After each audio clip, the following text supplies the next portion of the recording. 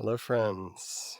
I just wanted to check in with you guys, see how you're doing, and just speak some hopefulness to a crazy time period. When I first became involved with thinking more deeply and beyond the sort of lower frameworks of the world, I became super nihilistic and just said, what does it matter? Who cares? Everything is bad, kind of existentialist, but very negative version of that rather than life is absurd, so enjoy it. Um, and I find that that comes up for me a lot when things get crazy in the world. And I kind of go to this place of, forget it, let it all fall down. And it doesn't need to be that way.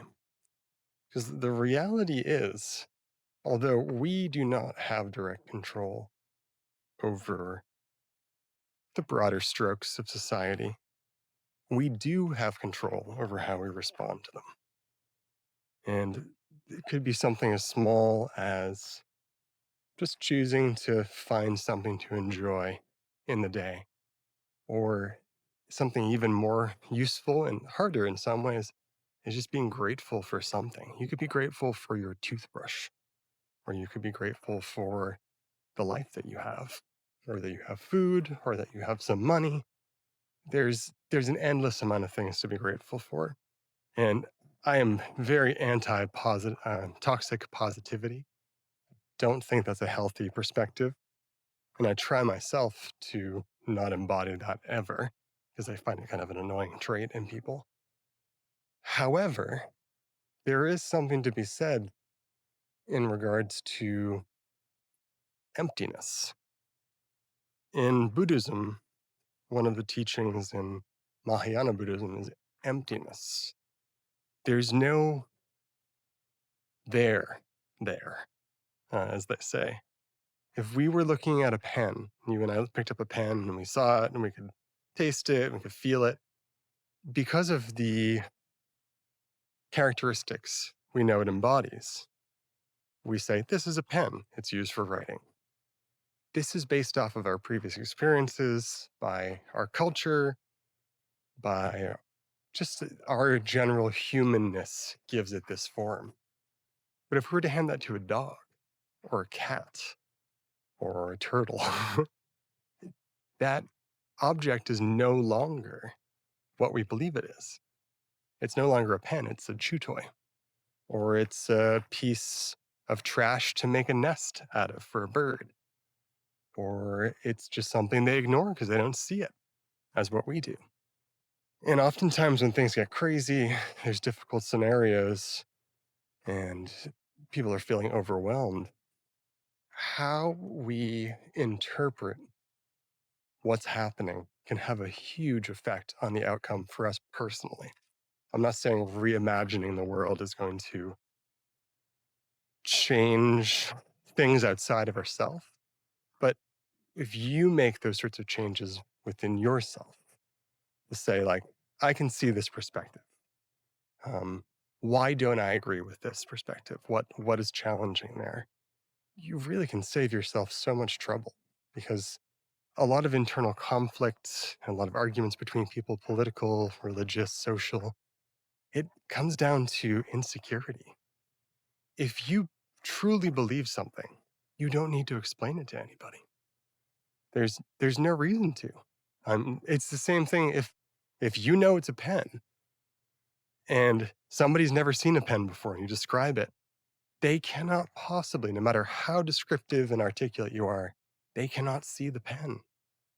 If you were the only human being in the world to ever see a rose and you wanted to share that experience with the rest of humanity, no matter how descriptive, how much of a cunning orator you were or writer, you could not make the person see that object. And just like when I say elephant or I say rose, you see that pop up in your head. You can literally see the elephant or the rose.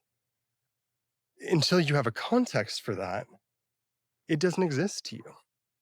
So seeing yourself doing good things, seeing beauty in the world around you allows you to access that framework even when things are difficult, even when things are sad, because it's never one or the other. There's not only suffering, there's not only happiness, and there's not only neutrality and emptiness. It's all of those things. And as human beings, we get stuck in one or the other avenue, but we don't need to exist like that.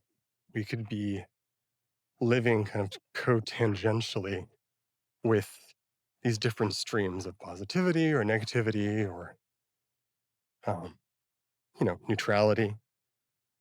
My friend Diane, who's beginning a really amazing, huge project um, called Beginner's Growth, has a whole series of quivers or like hacks that you can use to challenge yourself, worksheets to help you think about and reframe things.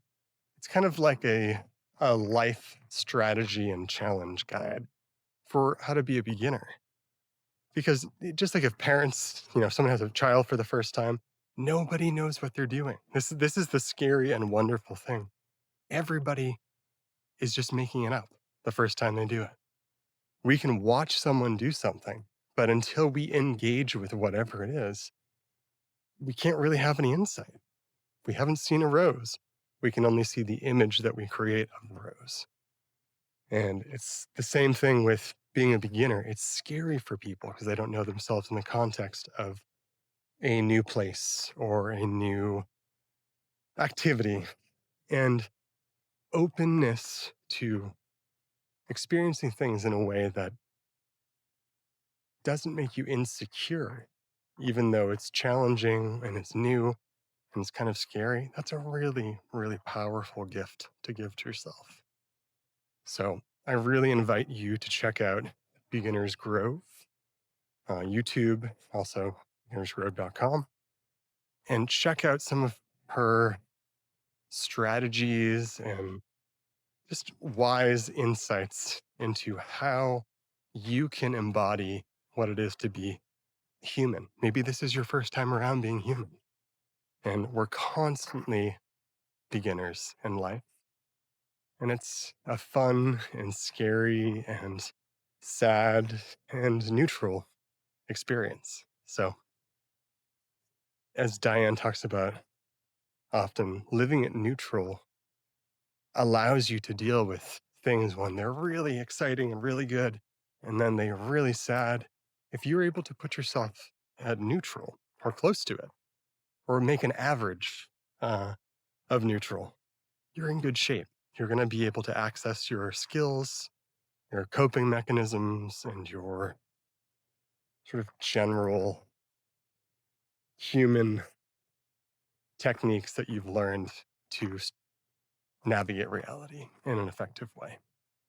So, if you like these little videos talking about these topics, be sure to let me know. I like talking about these things and kind of free orating on something. Um, Wishing you guys a fantastic day and happy solstice.